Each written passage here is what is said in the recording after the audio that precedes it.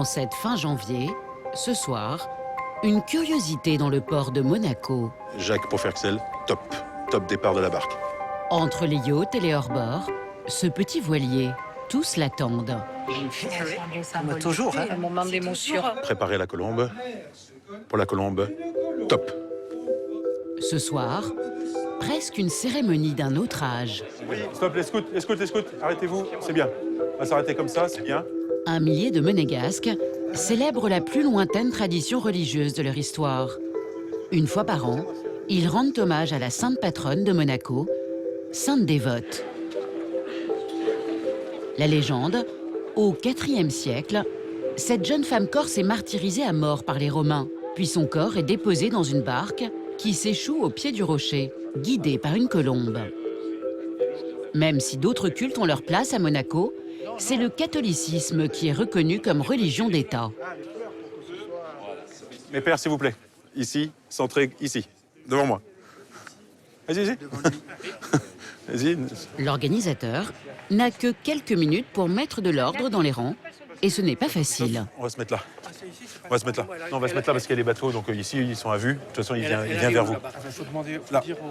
Il est, c'est Jacques. Hein. Les pénitentes, ce sont ces femmes en noir et blanc qui œuvrent bénévolement pour l'Église. Ces Monégasques ne rateraient pour rien au monde cette cérémonie qui perdure sur le rocher depuis 17 siècles. Ça fait combien d'années? C'est le privilège des anciens et la transmission pour les plus jeunes. Non, il faut perpétuer les traditions. Ok, on peut y aller. Doucement, hein. Tranquille. Il faut qu'on y aille. La procession peut démarrer autour des reliques de Sainte Dévote. Contraste saisissant entre tradition et modernisme. Pour quelques heures, dévotion et recueillement.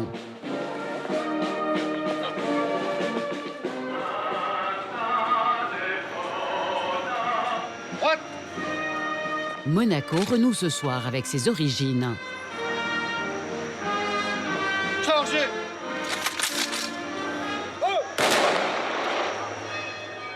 La procession arrive devant la petite église de Sainte-Dévote, tout près du port. Les reliques vont y être exposées.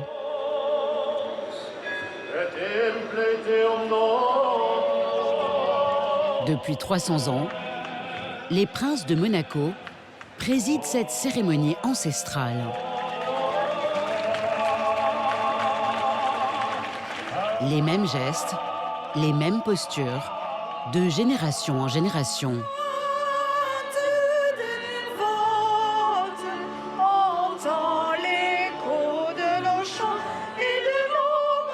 Devant leur prince, les pénitentes y mettent du cœur.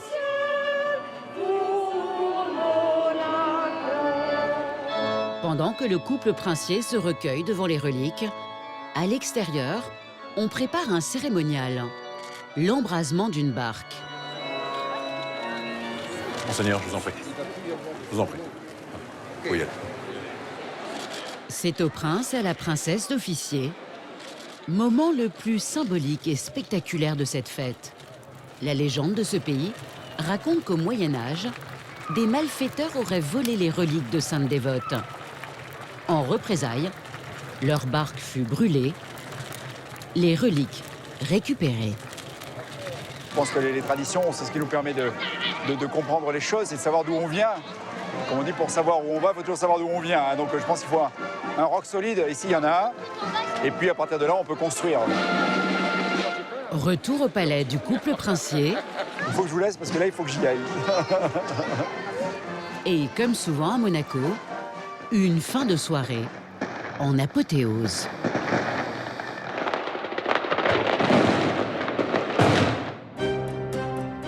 Monaco, l'un des plus petits États du monde, 2 km² pour 40 000 habitants. Un pays de légende qui fascine et fait rêver depuis des décennies. Toute l'année, la vie dans la principauté est rythmée par des rendez-vous exceptionnels. Ce que j'aime, c'est qu'à toutes les saisons, il se passe quelque chose. Il n'y a pas ce qu'on appelle une saison morte. Ces dernières années, nous avons eu la chance de suivre le couple princier lors de tous ces événements. Au moment du fameux bal de la Rose, qui au printemps ouvre la saison à Monaco, le week-end du Grand Prix de Formule 1 ou le prestigieux gala caritatif de la Croix-Rouge au cœur de l'été sont parmi les manifestations les plus prisées. Mais à Monaco, ce sont également des traditions inscrites dans l'histoire, comme ce pique-nique aux allures de réunion de famille qui rassemble les monégasques autour de leur couple princier. Les monégasques sont immensément attachés à la famille Prince. C'est notre ancre, vous voyez, c'est là, on se rattache tous à ça. Ou le Noël au Palais, pour lequel Albert II en personne accompagne le Père Noël et ouvre aux enfants du pays, l'espace d'une journée, la Maison des Princes de Monaco.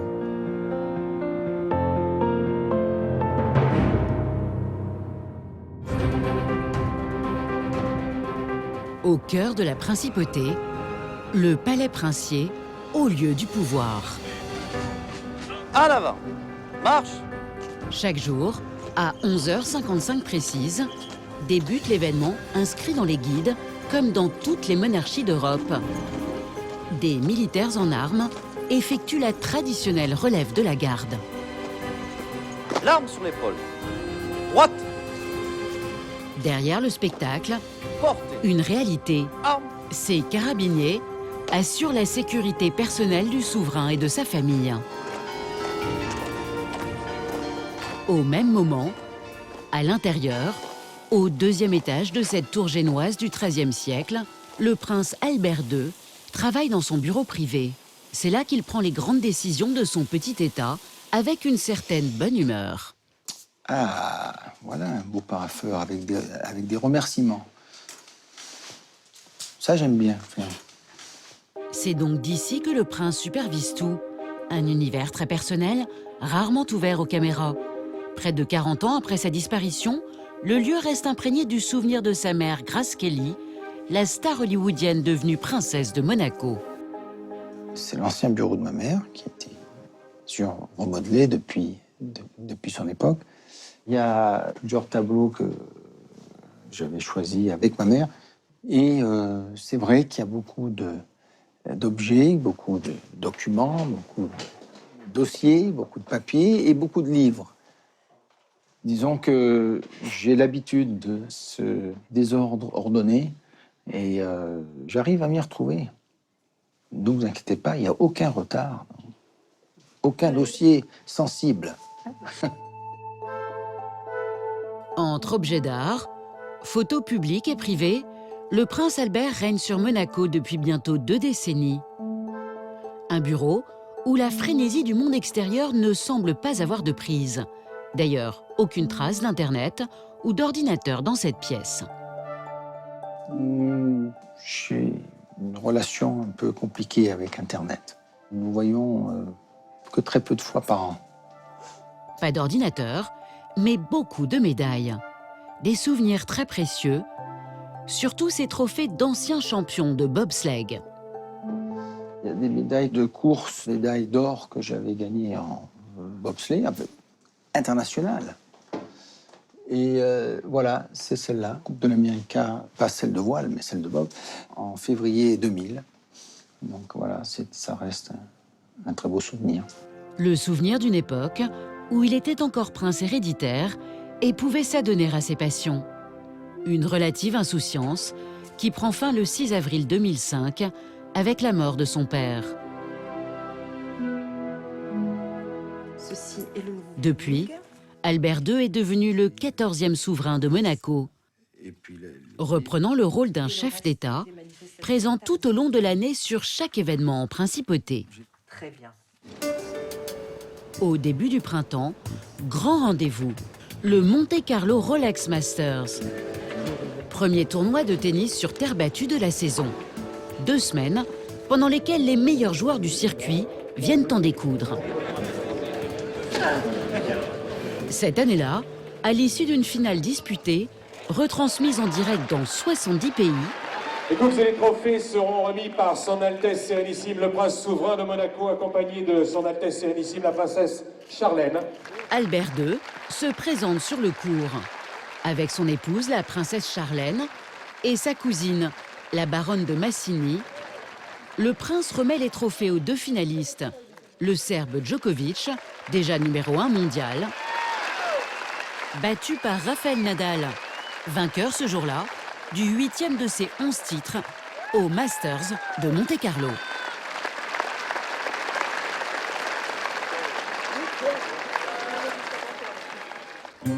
Et en ce mois d'avril, il y a aussi un événement plus spirituel. La veillée et la messe de Pâques, célébrée dans la cathédrale Notre-Dame Immaculée de Monaco, située non loin du palais. Le prince et des milliers de fidèles y assistent tous les ans. La religion catholique est l'un des piliers de la principauté. Raison pour laquelle les actions caritatives sont si importantes et mobilisent tant d'énergie. Derrière le faste et le glamour, la philanthropie est ici un maître mot. Aide à l'enfance, aux personnes en difficulté. Chaque année, via des fondations, des millions d'euros sont ainsi reversés à des œuvres. Ce soir, au Sporting Club, c'est le premier de ces rendez-vous de la saison que l'on prépare. Le légendaire bal de la Rose, voulu par la princesse Grace. C'était en 1954. Dans la prestigieuse salle des étoiles, installation d'un décor digne de Hollywood.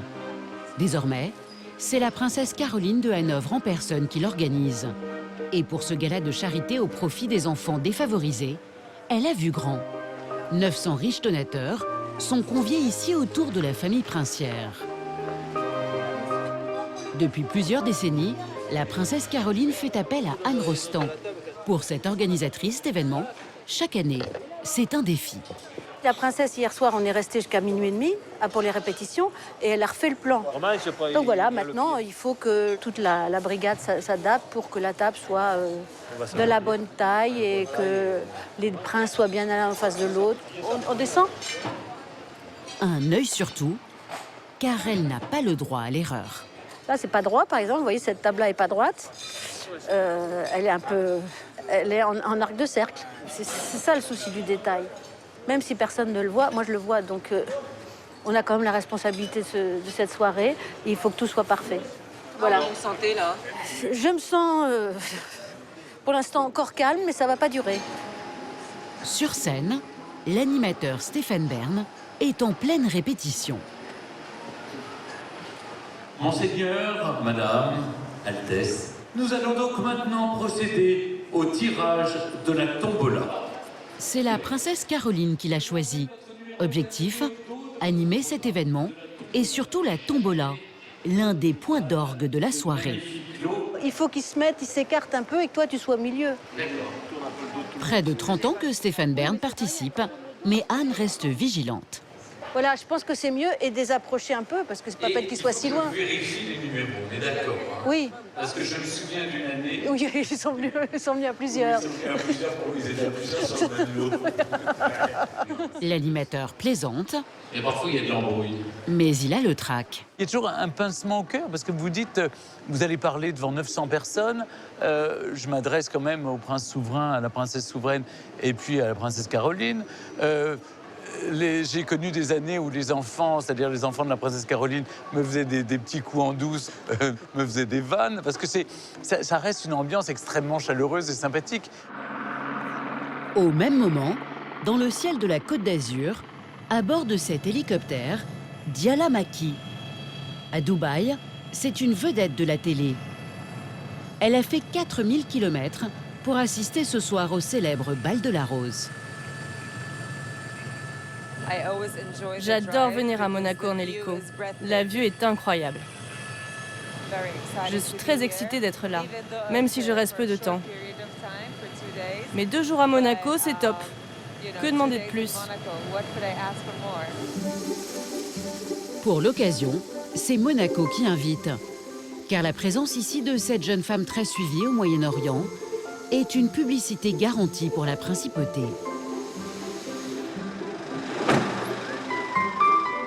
Le bal de la Rose est une soirée que je ne veux pas manquer. J'ai vraiment envie de rencontrer le prince Albert. Je l'ai raté à Dubaï, où il était en mission il y a quelques semaines. Cette invitée de marque, la principauté l'a logée dans l'un de ses plus beaux palaces, l'Ermitage, tout proche de la place du Casino. Dans ce grand hôtel, hall somptueux, galerie, œuvres d'art, et pour Diala, derrière cette porte, Bienvenue dans votre chambre. une suite de 100 mètres carrés. Chambre à coucher, salle à manger, salon, tout y est. Avec en prime, C'est le paradis. Une vue incroyable. Moi, j'aimerais me lever tous les matins en voyant ça. Regardez ça, il n'y a rien de plus beau. et sur sa terrasse, elle pourra même profiter de la vue depuis son jacuzzi.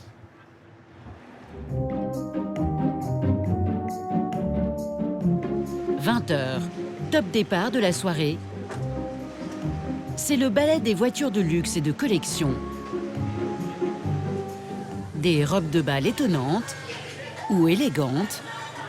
Dans un décor exotique, c'est le défilé du glamour, des jolies femmes et des riches donateurs.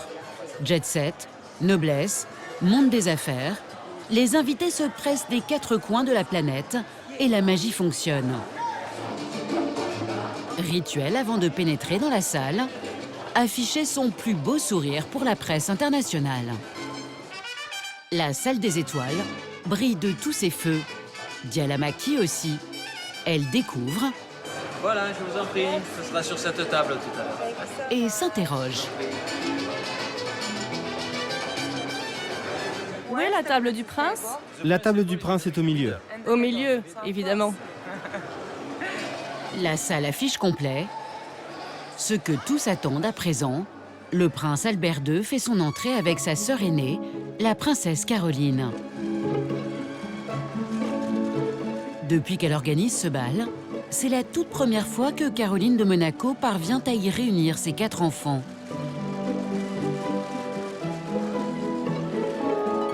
Pierre Casiraghi, accompagné de son épouse Béatrice Borromeo,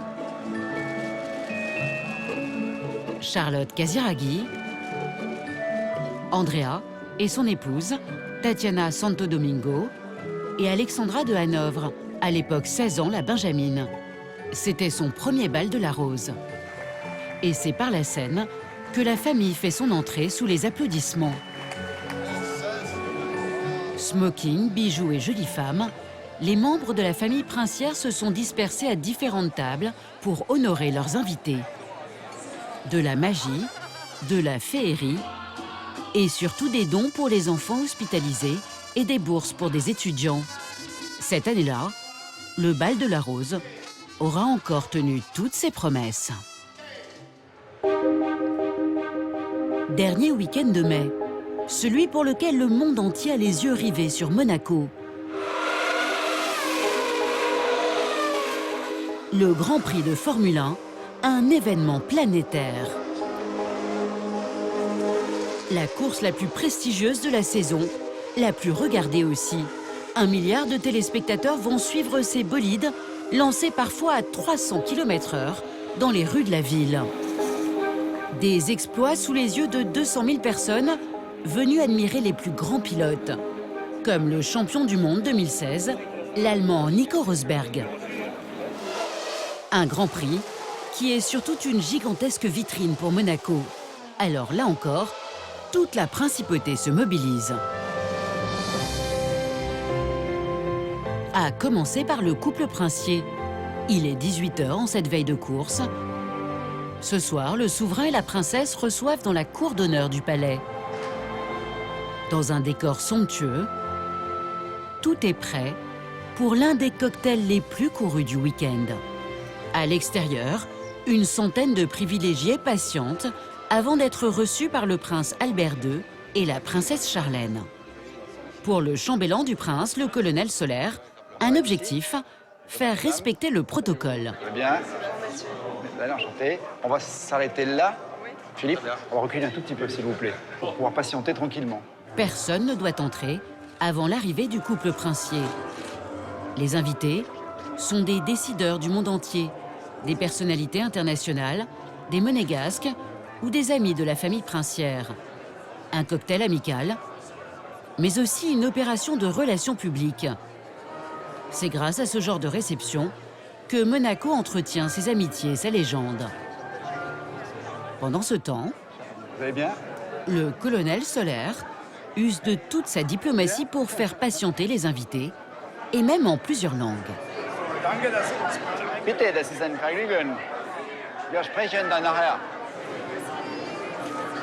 On est à peu près à 600, je pense. 600 parce qu'il y a 800 invitations.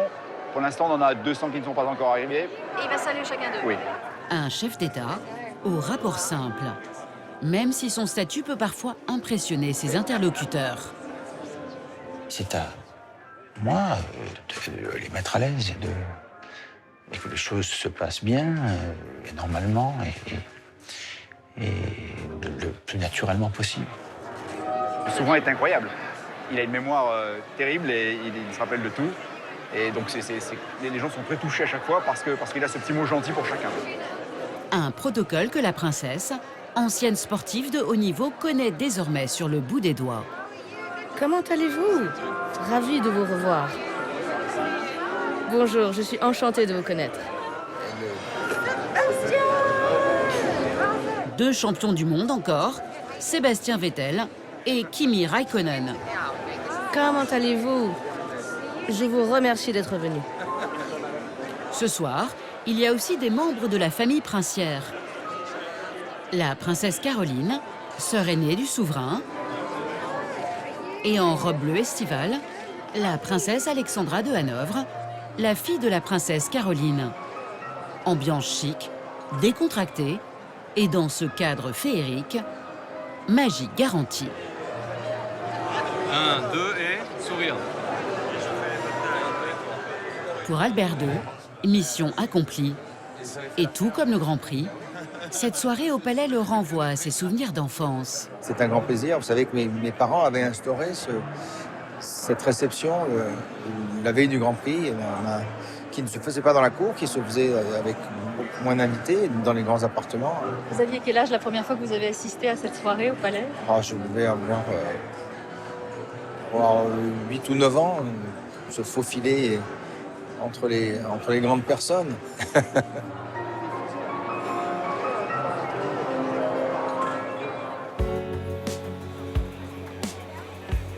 Le lendemain, jour de Grand Prix dans les rues de Monaco.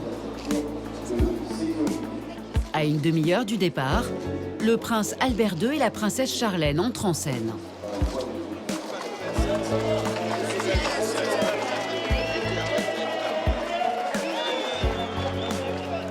Pour faire monter l'ambiance, le prince prend le volant avant le début de la compétition. Accompagné du directeur de course, drapeau monégasque en main, c'est le début du tour de piste princier. Le couple déroule les 3 km du circuit devant la foule, chauffée à blanc. Monsieur, merci beaucoup. Dans les tribunes, des compatriotes de la princesse, des aficionados, venus découvrir ce petit pays transformé en temple de la vitesse. Monsieur, merci beaucoup. Bon Grand Prix. Merci. Un étonnant mélange de sport et de glamour qui dissimule d'énormes enjeux financiers. Chaque année, la principauté investit plusieurs dizaines de millions d'euros dans l'événement. Et voilà comment, dans le sillage du prince Albert, un incroyable business s'enclenche pour engranger au bout du compte près de 100 millions d'euros.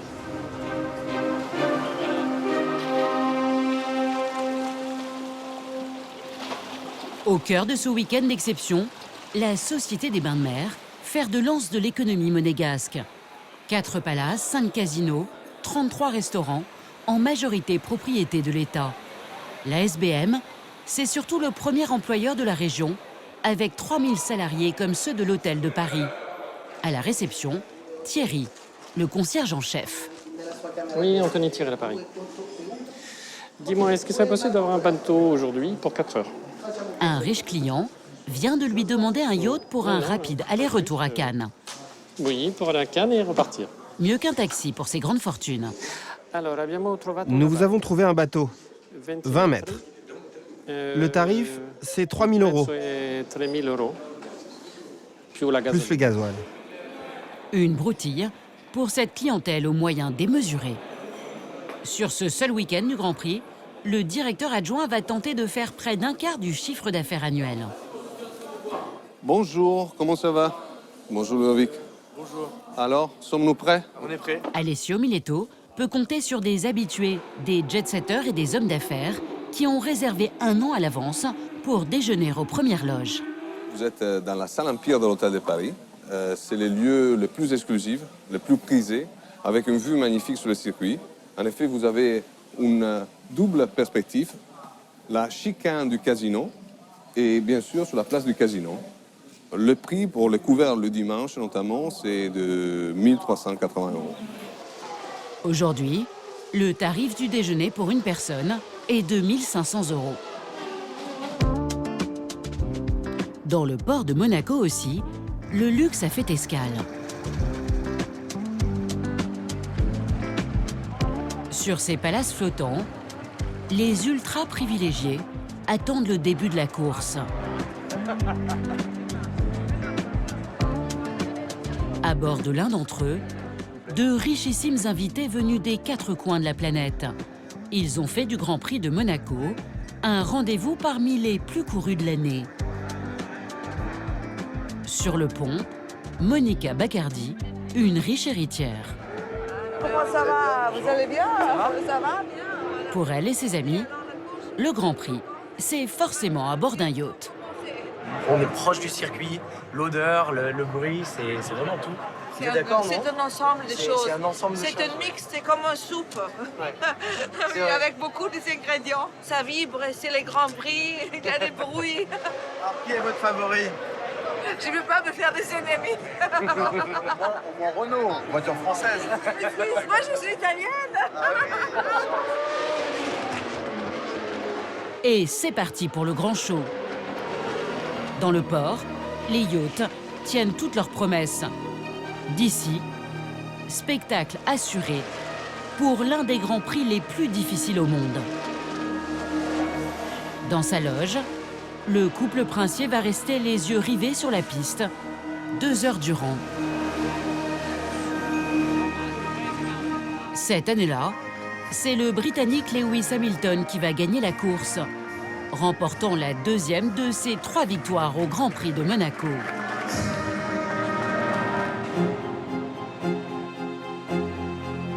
Au cœur de l'été fin juillet, s'organise le Gala de la Croix-Rouge monégasque, la plus importante soirée caritative d'Europe. En quelques heures, la Croix-Rouge de la Principauté va récolter la moitié des dons qui lui sont nécessaires pour aider les plus défavorisés. Hello, I'm Jean, I'm the promoter. Nice to see you. Jean-René Palacio était alors le directeur artistique de la salle de spectacle du Sporting Club. Une salle qui va être complètement transformée en seulement quelques heures. 800 personnes sont attendues et tout reste encore à faire. J'ai cette réunion là maintenant, je vais voir John 2 secondes et... Non mais c'est bien comme ça, c'est clean. Hein. Les préparatifs vont lui réserver quelques surprises. Pour lui, c'était là son 11e gala et à chaque fois des rencontres incroyables. Non, ça c'est les photos.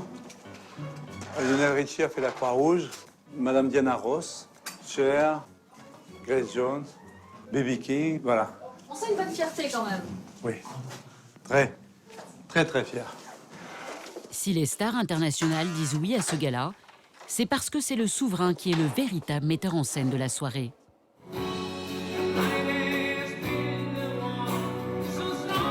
Cette année-là, le prince a choisi le groupe Scorpion. 100 millions d'albums vendus à travers le monde et ce slow, devenu culte.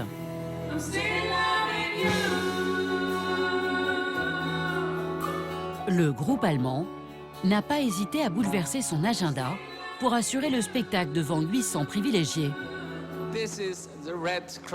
C'est le gala de la Croix-Rouge. C'est le Prince Albert. C'est très prestigieux comme événement. Mais ce dont je suis sûr, c'est que demain soir, beaucoup d'invités sortiront leur blouson de cuir. Au même moment, dans les couloirs du palais, le prince est déjà sur le départ pour venir au Sporting. Un petit trajet qu'il va effectuer une fois encore en prenant lui-même le volant. On prend place.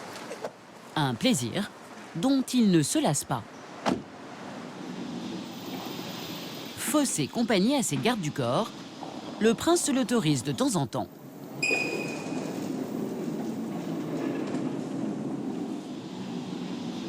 Car une fois l'enceinte du palais franchie, Albert II peut s'offrir un luxe rare, se retrouver en toute liberté dans les rues de Monaco, comme n'importe quel automobiliste.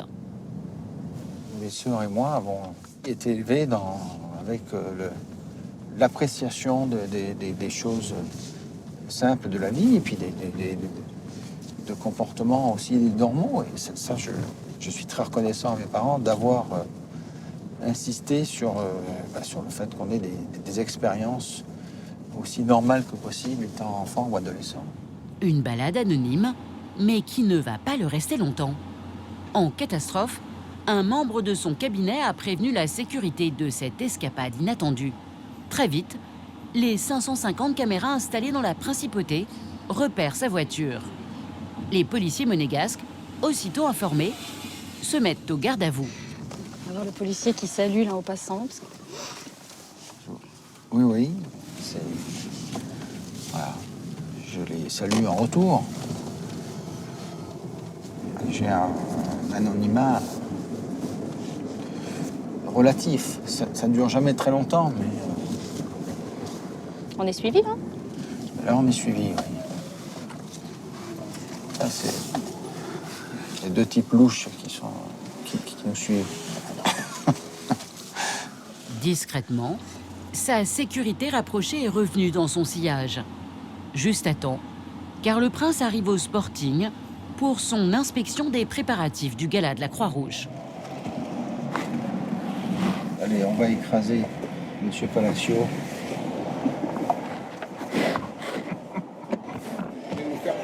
Une visite très amicale, mais Jean-René attend impatiemment le verdict du prince. Cela fait plus de 3 mois que les équipes sont mobilisées. Jean-René veut faire un point sur le déroulement précis de la soirée. Il ne sait pas si le couple princier va accepter de danser au milieu du repas devant les invités. Vous voulez qu'on fasse la pause de danse, comment on le fait? Oui, on l'a fait. D'un geste, le souverain rassure l'équipe artistique. Le couple fera cette danse que tout le monde attend. Les sommeliers, s'il vous plaît, les commis sommeliers. Les gars, s'il vous plaît, allez. À quelques minutes du coup d'envoi, dernier briefing pour le personnel. Je vous rappelle que ce soir, les gens payent 1 000 € par personne, sans les boissons. Donc je vous demande de faire un service impeccable parce que la moindre bouteille coûte minimum 350 €. Et on va jusqu'à très haut, jusqu'à 10 000 €. On fait un service soigné. Ce soir, c'est le must. Donc on a une clientèle qui est sélectionnée. Chaque client pense qu'il est très important ce soir. Il est 20 h. La soirée peut enfin commencer.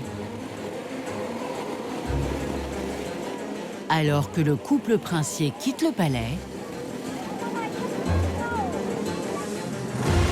au Sporting, les invités arrivent. Dans le circuit mondain de l'été, le gala de la Croix-Rouge est une étape incontournable. Figure du Gotha européen,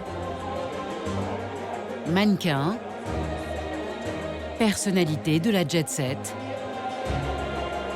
un étalage de richesse qui peut paraître décalé pour une soirée caritative. Mais la Croix-Rouge monégasque assume pleinement ce grand écart pour la bonne cause. Les convives sont tous arrivés. Le souverain et la princesse font enfin leur entrée dans la salle des étoiles.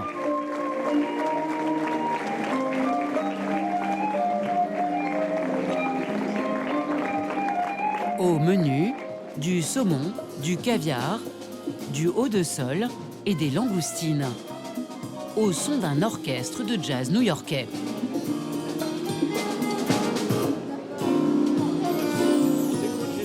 Des les musiciens un peu emportés par l'ambiance. En coulisses, Jean-René Palacio s'inquiète pour le clou de la soirée.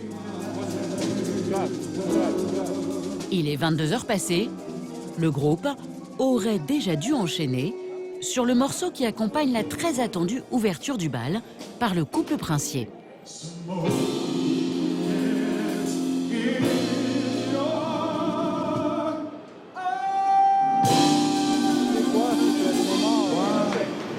Hello, Lionel Richie. Hello, opening ball. Le prince et la princesse peuvent se lancer sur la piste. Le lendemain, l'image va faire la une des magazines du monde entier.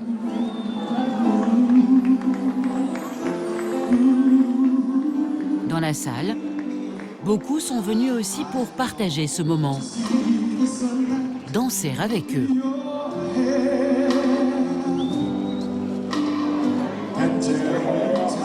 Pendant ce temps, en coulisses, le grand moment se prépare. Dans quelques instants, les rois du hard rock vont remplacer les jazzmen. Scorpion entre enfin sur scène. Le prince, fan de rock, retrouve les tubes qu'il adorait dans les années 80. Batteur amateur, il a étonné ses équipes au moment de choisir la programmation. C'est un vrai fan de Scorpion. Je peux vous dire qu'il connaît vraiment l'histoire du groupe. Je me suis mis sur Internet, sur la bio, pour pouvoir lui répondre parce qu'il me demandait mais tel musicien, etc. Et moi, je dois avouer que je suis pas si fort que ça en Scorpion. Et quand Boy George, le célèbre chanteur anglais de Culture Club, se lance derrière les platines, le prince Albert et la princesse Charlène peuvent se lâcher sur la piste.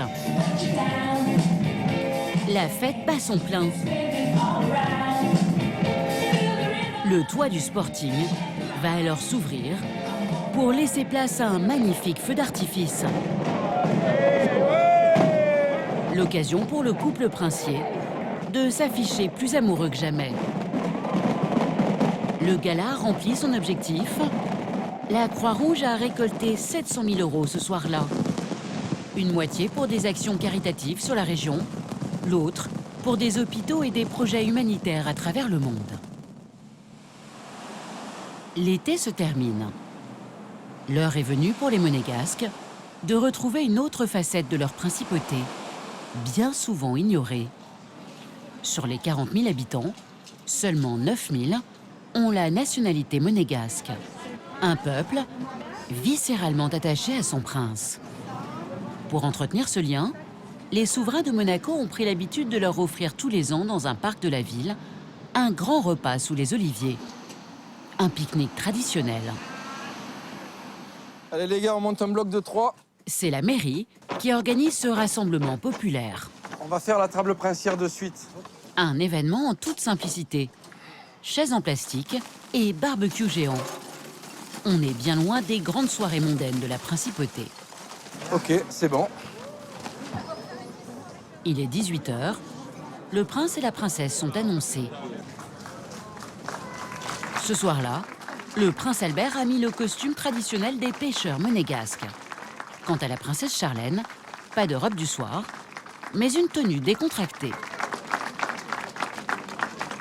Solène, une petite monégasque, a le privilège de remettre un bouquet à la princesse avant de danser la palladienne devant elle.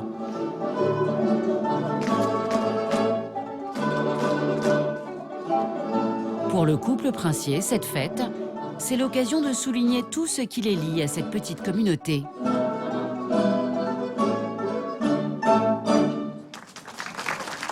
Le folklore et surtout le monégascou.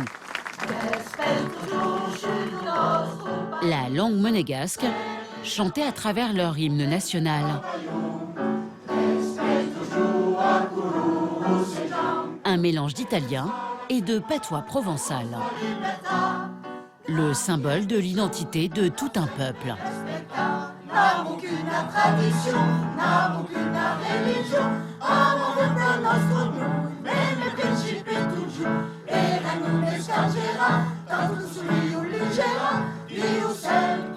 Comme ils le chantent, ces fiers monégasques sont également soudés par la religion catholique inscrite dans la Constitution. Ici, pas un événement n'est célébré sans une messe ou une bénédiction.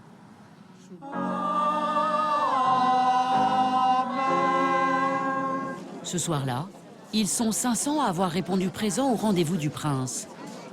Plutôt très à l'aise avec chacun d'eux. Allez, je te prie la bise.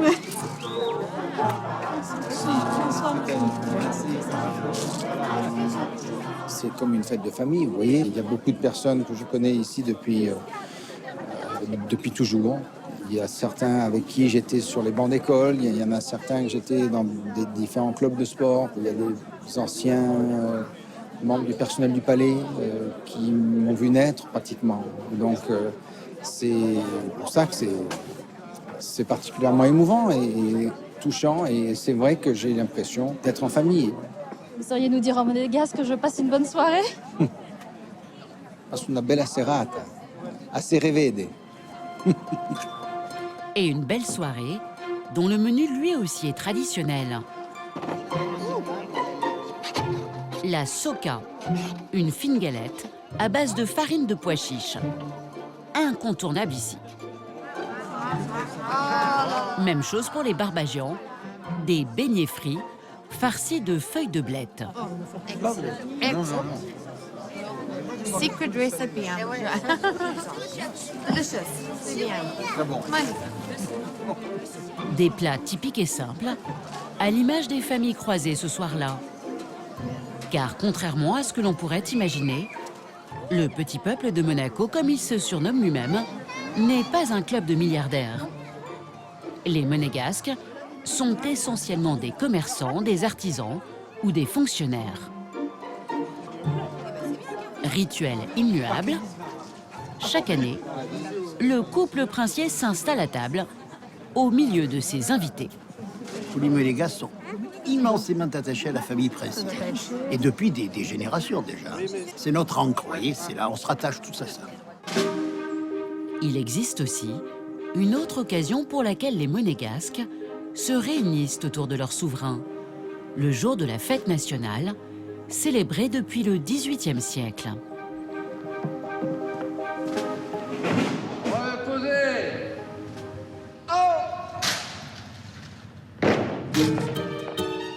Un grand jour aussi pour Ludovica, 17 ans. Cet élève du lycée hôtelier de Monaco va participer à la préparation du repas princier. C'est la première fois que cette Monégasque pénètre dans l'enceinte du palais. C'est très très beau. Waouh, j'imaginais pas que c'était comme ça en fait. C'est vraiment, enfin, c'est un château, quoi. Enfin, comme si, enfin, c'est pas un château, c'est, waouh, c'est magnifique. Pas le temps de s'extasier plus longtemps. Cette jeune apprentie a rendez-vous en cuisine. À 3 heures du coup d'envoi, c'est l'effervescence. C'est le déjeuner officiel le plus important de l'année. Ludovica est à pied d'œuvre. C'est vraiment une belle expérience. Certes, c'est bizarre, mais bon, c'est un plaisir. Parce que bon, c'est notre prince et c'est voilà. Moi, j'ai grandi ici. Depuis que je suis née, je suis ici, donc c'est un plaisir, une honneur de pouvoir le servir. Oui, c'est bon. On a quand même la pression, parce que bon, ça arrive pas à tout le monde hein, de pouvoir servir le prince quand même. Hein. Le privilège aussi de découvrir les produits d'exception servis à la table princière. Venez voir, venez voir. Je vais vous montrer quelque chose. Christian Garcia est le chef du palais depuis 2004. Je vous présente Mario April, qui est le président des producteurs de truffes blanches d'Alba. Donc là, il nous ramène un diamant de sa région. Ouais. C'est spectaculaire, hein? Ah, vous pouvez la sentir, vous pouvez voir. Une truffe blanche qui vient d'Italie, un produit très rare. Donc c'est la truffe blanche d'Alba qui sera râpée sur la polenta crémeuse du repas de la fête nationale. C'est superbe. Hein. Dans moins de 2 heures désormais, les 80 invités auront le privilège de s'asseoir aux côtés de la famille princière. Ludovica, l'élève du lycée hôtelier, découvre l'intérieur du palais. Avant le coup de feu, elle accompagne le chef Christian Garcia pour une dernière coordination des équipes. Bonjour tout le monde. Avant chaque réception officielle, À l'apéritif, vous aurez des petits macarons foie gras, des macarons au saumon fumé. le chef déroule le détail du menu pour les maîtres d'hôtel. Ils pourront informer les invités si nécessaire. Le fromage, hein. Il y aura le brie de Meaux à la truffe blanche d'Alba.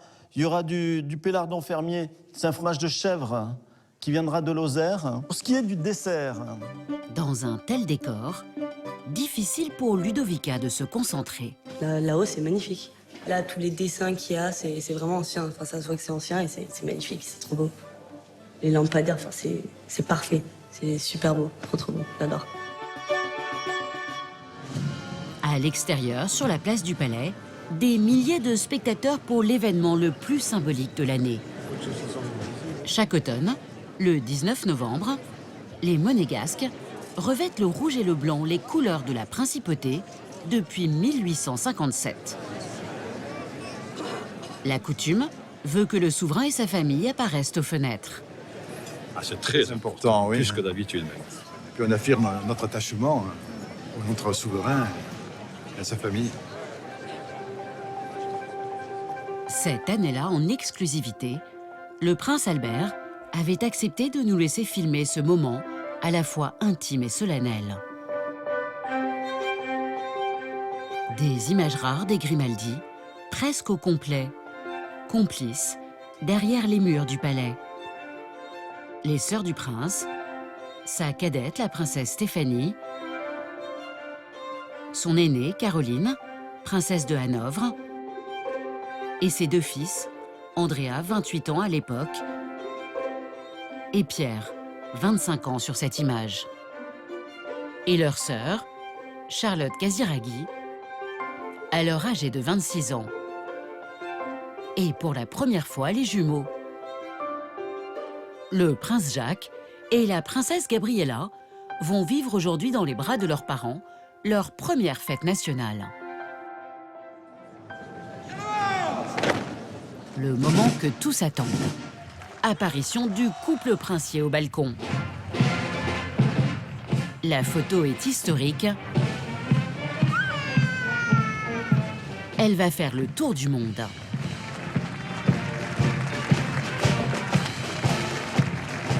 Dans la salle du trône, les notables de la principauté prennent place pour le déjeuner officiel.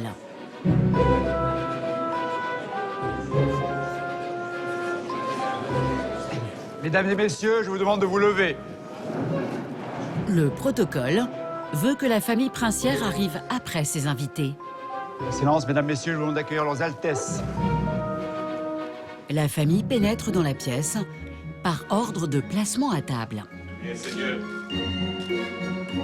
Le repas peut commencer. Au total, 22 serveurs pour ce déjeuner, le plus prestigieux de l'année. Si dans la salle du trône, tout le monde se détend, un étage en dessous, autre ambiance. Allez, on y va, on accélère, s'il vous plaît. En cuisine, la brigade du chef Christian Garcia est sous tension. Allez, on râpe la truffe sur la polenta. Allez, on envoie. Polenta à la truffe blanche et sauté d'agneau aux asperges. 4, 6, 8, 10. Challenge. Chacun des 80 convives doit être servi en même temps. La table princière. Allez, la table princière. Allez, on y va. Le déjeuner va durer 1h15 et à la fin du repas dans les cuisines, verdict.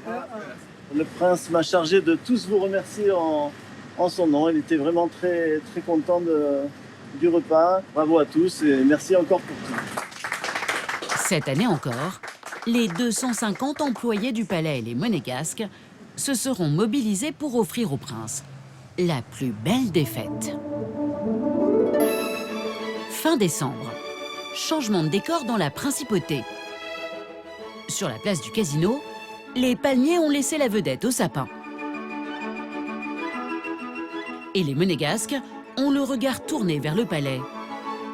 Car ici, Albert II et Charlène s'apprêtent à passer un Noël pas comme les autres. Nous sommes en 2015 et c'est leur premier Noël de parents avec Jacques et Gabriella, leurs jumeaux. La découverte de nouvelles émotions, mélange de souvenirs de bonheur partagé et d'émerveillement. Ils sont déjà très, je crois, très joueurs, ils veulent bouger en permanence, surtout Jacques. Ils sont très actifs et très curieux de tout. Et c'est ça qui est merveilleux à cet âge-là, c'est que voilà, il y a la découverte permanente de beaucoup de choses. En ce début d'après-midi, les familles monégasques convergent vers le rocher. Catherine et ses 2 enfants, Marine et Pierre, sont très attachés à cette tradition. Allez, en avant. Tous les Monégasques se souviennent d'être allés au palais quand ils étaient enfants et avoir participé au spectacle. Et ça participe à cimenter, voilà, à construire aussi ce sentiment d'appartenance à la communauté monégasque et à la cimenter. Il y a les copains qui attendent. Puis c'est sympa aussi, voilà, ils se retrouvent tous, ils en parlent plusieurs jours avant. Donc il y a la joie de l'anticipation et la joie du moment. Pour ces enfants, c'est l'euphorie. Un enthousiasme partagé par leurs parents qui replongent dans leurs souvenirs d'enfance. C'est un moment magique avec notre prince souverain.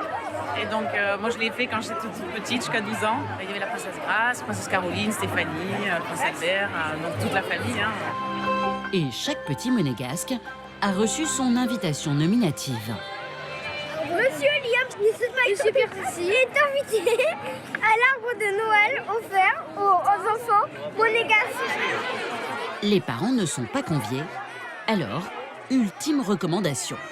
Et Boubou, alors, Boubou, avec Liam, vous êtes sages, comme d'habitude. On ne se surexcite pas comme des fous. Et on n'oublie pas de dire quoi au prince ou à la princesse. Merci. Et Pierre, Pour votre Altesse. Bon, tu peux lui dire merci tout court, elle sera contente. Non, merci ma seigneur. Non, monseigneur pour le prince et on peut dire merci madame à la princesse. C'est parti pour le voyage enchanté.